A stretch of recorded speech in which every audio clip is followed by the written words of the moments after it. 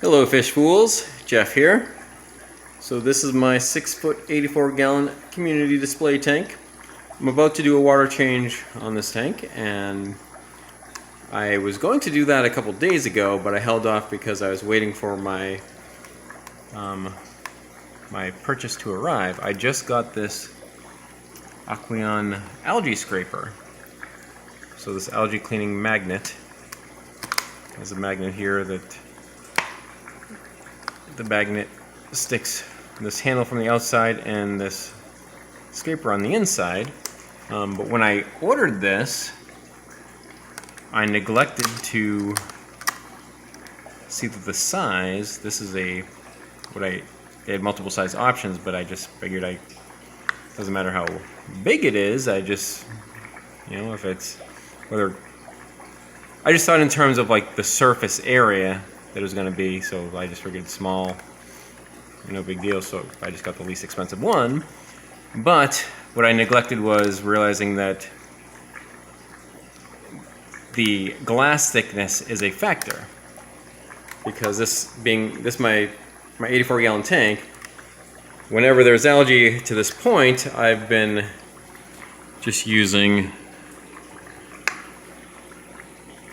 razor blades and just scraping it as I go, which is very tedious for a tank this size. So I know I've held off on getting one of these, but now I just thought, okay, well, if I'm going to save some time when I scrape the algae on this 84-gallon, I could use one of these algae scrapers. But yeah, I didn't get a bigger one, thinking that, again, surface area is what I thought what the size was going to make a difference for. But so this being up to 20 gallons or a quarter inch thick, I mean this 84-gallon, it's more than a quarter inch thick, but I'm going to test it out. Scrape this algae. You can see algae developing here since the last time I scraped it, but I'm going to try to just use this anyway.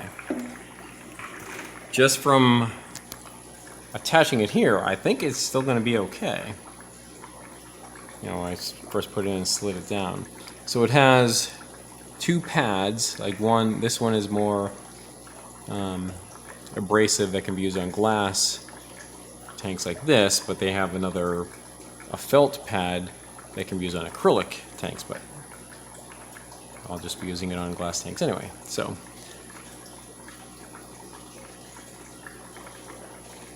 let's see.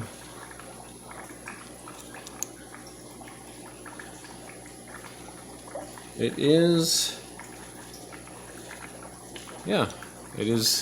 scraping the algae. You can see where I just a clear area here. As I go over this. Alright.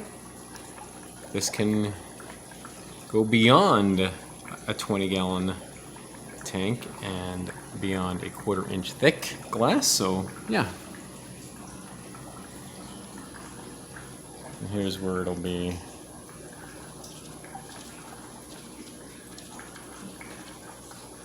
You can see like some of the streaks from when I used the razor blade last. Yeah, I missed some spots that kind of grew thicker. Like, see this little spot right here? I'm going to go over that.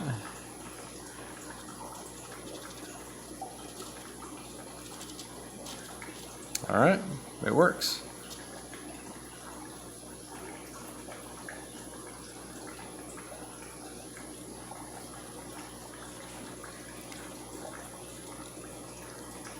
Alright, this is going to do the job.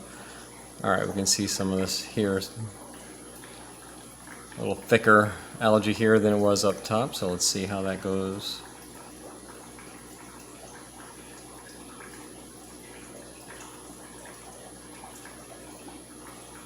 You can notice that it's scraping it off.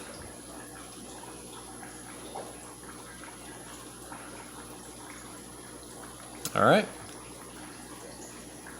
when I first opened this and just noticed that the small size might be too small, I was kind of kicking myself, but now I am relieved because it's fine. You don't need to. You can just get the cheapest one, even a tank like this. So if this is an 84 gallon, is kind of an unusual dimensions, not very common. This was custom built. I got this from my local fish store. They have this size custom built 6-foot tank.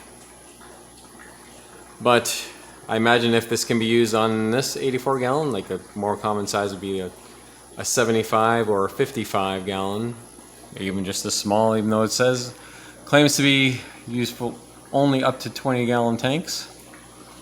You could still use it for one of those, I would think. Alright, so I'm going to just scrape off the algae with this, do the water change, and I've been meaning to do a more proper update on this tank, and I will still do that once it's cleaned up and looking better. And well, while we're here, let's check out the Corydoras fry in this breeder box.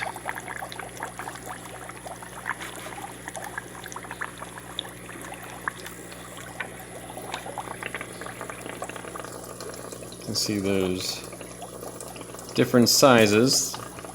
I collected eggs from the last two spawns, so that would have been one of the smaller ones right there and some of the big ones. And what I've noticed with Corydoras before, some of them just grow faster, and even from the same spawns there'll be different sizes. But yeah, they're coming along. They're getting pretty old now. This is the longest I've had this many still survive. And now that I'm going to do a water change, it's very good chance that the Corydoras will spawn after I do that, because that's what they have been doing. So I might end up with yet more eggs in this to put in this breeder box. And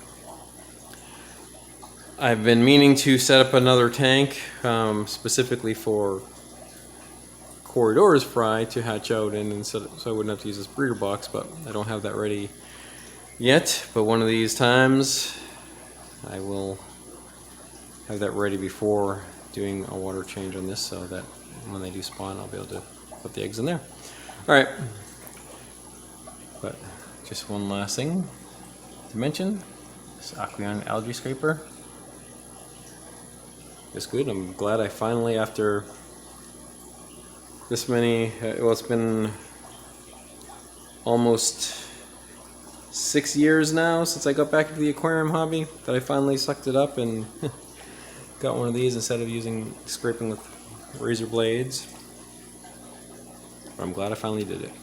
It'll save me some time doing this, so save me effort. Alright, well that's it for now, and remember, I'm Jeff and I enjoy fishies. Thanks for watching.